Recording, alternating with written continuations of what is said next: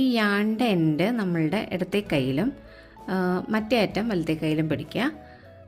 അതിനുശേഷം ഈ 2 ഫിംഗറിൻ്റെ ചുറ്റി ഇതുപോലെ ഈ ത്രെഡ് എക്സ് പോലെ വയ്ക്കുക. ഇതുപോലെ എക്സ് പോലെ വയ്ക്കുക.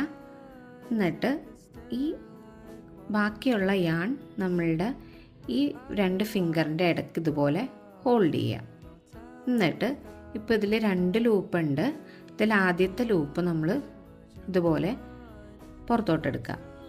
അതിനുശേഷം ഈ ഹുക്ക് ഉപയോഗിച്ച് നമ്മൾ ഈ വർക്കിംഗ് യാണിന് ഹുക്ക് ചെയ്ത് ഇതുപോലെ ഒരു ലൂപ്പ് ക്രിയേറ്റ് ചെയ്യുക. എന്നിട്ട് യാൺ ഓവർ ചെയ്ത് ലൂപ്പിലൂടെ എടുത്ത് ടൈറ്റ് ചെയ്യുക. ഈ ടെയിൽ നമ്മൾ വലിച്ചു കഴിഞ്ഞാൽ ഈ റിങ്ങിൻ്റെ